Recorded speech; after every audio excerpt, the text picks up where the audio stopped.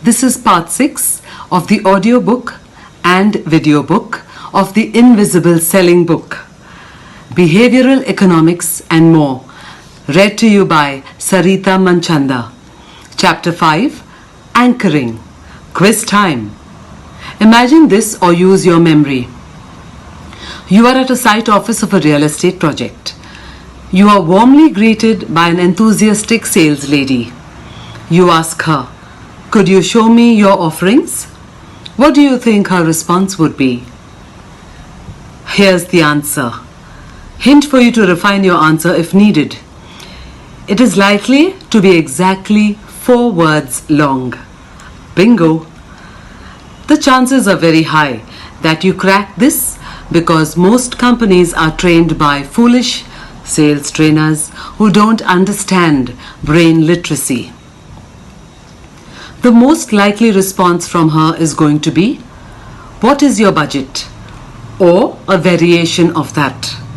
The reasoning being, if you have only a certain budget, why bother showing you something out of range and wasting time? That is a perilously wrong thought. Now let's do something else and come back to this story later. This is an exercise I do in all my seminars, and this is exactly what happens when there are at least 40 people in the room.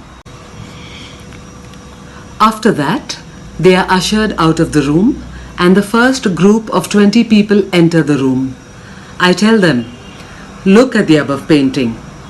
Grab a pen and paper and write down the answer to these 2 questions in under 10 seconds each."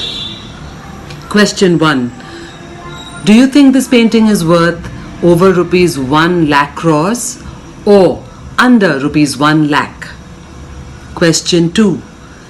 If you were as rich as Jeff Bezos, the richest man in the world, with a net worth of $143 billion, and you felt like buying this painting, how much would you be willing to pay for it? Before I tell you the answers, you should understand that these anecdotal stories are only to drive home this knowledge. Anecdotal evidence is very tricky when you are trying to prove something. Hence, I am using concepts that are proved by the best researchers in the world and using anecdotal evidence and exercises only to drive them deeper in your brain. Here is the debriefing of the paintings exercise. Quiz alert. What do you think the average of the first group was? What do you think the average of the second group was? Here are the answers. I'm going to go out on a limb and deduce that you estimated the first group's average as higher than that of the second group. That is exactly what happened, to the utter shock of everybody in the room. You are also encouraged to play this quiz with your friends, and the chances are that most of them will answer in a similar way. Why did this happen? Why was the first group willing to pay more than the second group for the same product? I suggest you think about this in this way. Salesmen A and B try to sell the same product to the same type of client. A knows about this invisible selling strategy and B does not. A manages to sell it at 1,000 times the price that B manages to sell it. All other things remaining the same, a business can scale its profits up 1000x with just one invisible selling strategy. The answer is anchoring. I would like to define anchoring as practically and usefully as possible. My definition is, the first impression is the last impression. A very old line which is now backed up by very credible research. Why and how anchoring works. Most people have no clue what should be the rational price of a product. They are looking for some data to make them feel happy about a price. Example, imagine Jimmy doesn't have too much experience buying furniture and needs to buy a chair. He visits a furniture showroom. Imagine the salesperson shows him a chair for rupees 5,000. It seems to be a very nice chair. It looks nice. He feels comfortable when he sits on it. It swivels well, but his mind is racing. Should he buy it?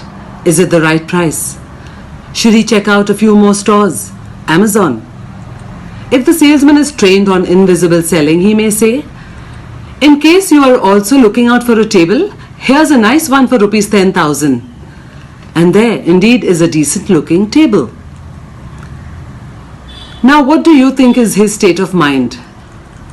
Better or worse? For most people in Jimmy's situation, it would be better because now his brain is thinking. It is doing something rational. The table is bigger than the chair and hence it is only logical that the chair be cheaper than the table. In other words, his brain was looking for an anchor, a context, a reference point for him to justify paying rupees 5,000 for the chair, and it found it. In his desperation to find a straw to grab, he overlooked the possibility that rupees 10,000 may not be a rational price for the table in the first place, and hence his whole reasoning is wrong. Most people don't have the thinking skills or time to deep dive about this. A similar thing happened when people were asked to decide how much they would be willing to pay for the painting. Unless they worked for Sotheby's or Christie's or were art aficionados, their mind was going through its memory files. Maybe they read something about a painting being sold. Maybe there was something about an extravagant painting in a James Bond movie. Chances are they drew a blank and in their desperation latched on to the last figure they had in mind. Rupees 700 crores for some and rupees 1 lakh for some. Completely irrational? Welcome to the human brain. The name of the painting is The Massacre of the Innocents by Peter Paul Rubens. It was sold by Sotheby's on July 10th, 2002 for over $100 million to Canadian businessman and art collector Kenneth Thompson, 2nd Baron Thompson of Fleet. Hence, the way anchoring is to be used is always talk about a high number when talking about pricing because the first number that enters the client's mind is critical. It's the anchor. Now let us go back to the real estate example. Quiz alert. You know what a poorly trained sales lady would say if she was asked, could you show me what you have on offer by a prospect? Now imagine you are the sales rep at the site office. You have just been given a superpower, a concept called anchoring. You were Bruce Banner and now you are the Hulk. Unleash your powers. You are asked this common question by a prospect. Could you show me what you have on offer? How would you respond? After jotting down your answer, see the next page. The best answer would be to suggest the prospect see a sample flat and show him the most expensive flat. If you have a flat that costs rupees 100 crores, that would be excellent. If you don't have one, start offering one. He may not be interested in buying a flat worth rupees 100 crores. He may have been looking at a flat worth rupees 20 crores.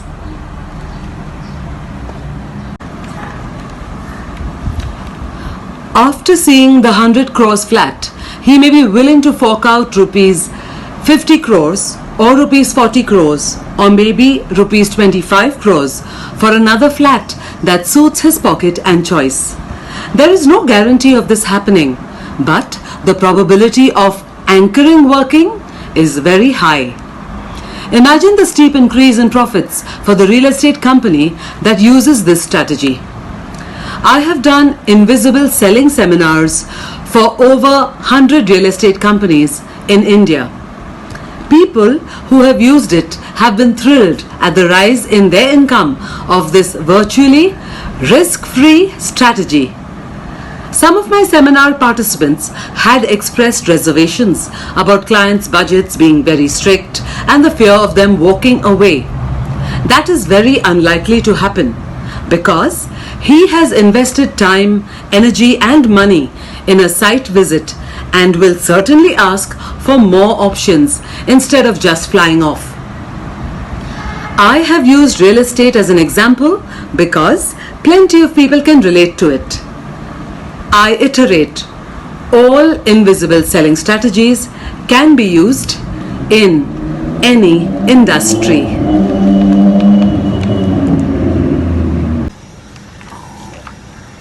Hence, anchoring also solves a major problem in salespeople's minds about whether they should reveal their price first or wait for the prospect to mention his budget.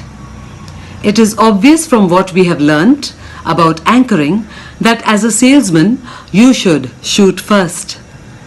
It is suicide to let the prospect go first because the power of anchoring that was in your hands is now being relinquished to the prospect. Suppose you wanted to sell a suite of services to a prospect for rupees 10 lakhs and instead of suggesting you have a product for rupees 10 lakhs, you ask the client about his budget and he says rupees 5 lakhs. His real budget is likely to be much higher. When have you ever revealed your true budget when you have been asked this silly question? Now he has already anchored the prospective price he will pay for your product at rupees 5 lakhs and is unlikely to pay you rupees 10 lakhs even if he finds it to be a worthwhile buy and has the budget for it.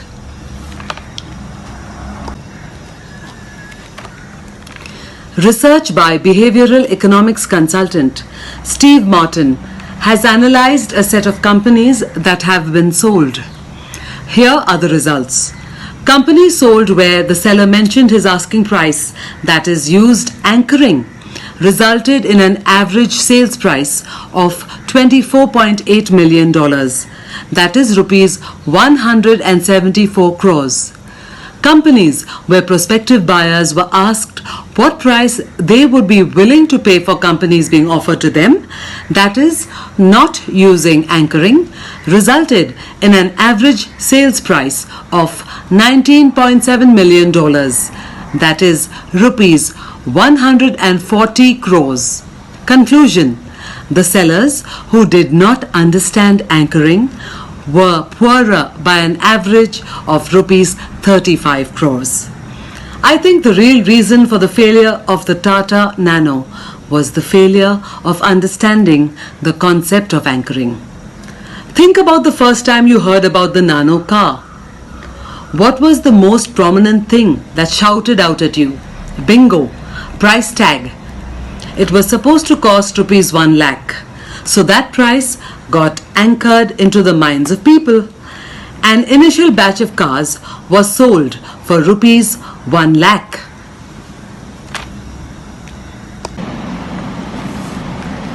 All cars after that were priced higher than rupees 1 lakh.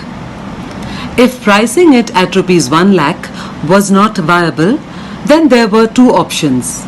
A. Reduce the cost and sell it for rupees 1 lakh, or B. Kill the Nano brand and create a new brand. Since neither was done, Tata Motors bore heavy losses on the Nano brand and it was eventually dropped. Some questions that you may have in your mind. How can you use anchoring if you don't have an expensive product? Create an expensive product. If that product sells, the revenue will be a bonus. If it doesn't sell, it will pull up the revenue of your other products. Example, a Samsung Galaxy S20 Ultra mobile phone costs rupees 92,999 on Amazon in India on 15th June 2020. It is doubtful there would be too many takers, but it sure makes other Samsung phones appear to be a bargain. Also, it positions Samsung as a technology leader with dazzling tech used in the S20.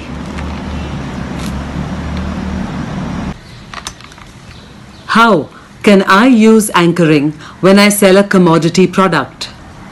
Never sell a commodity. Create a brand out of a commodity.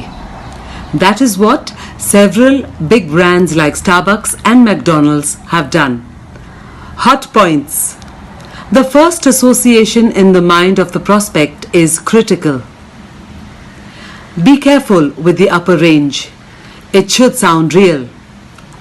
Always have a super expensive product that looks like $1 trillion. One-liner.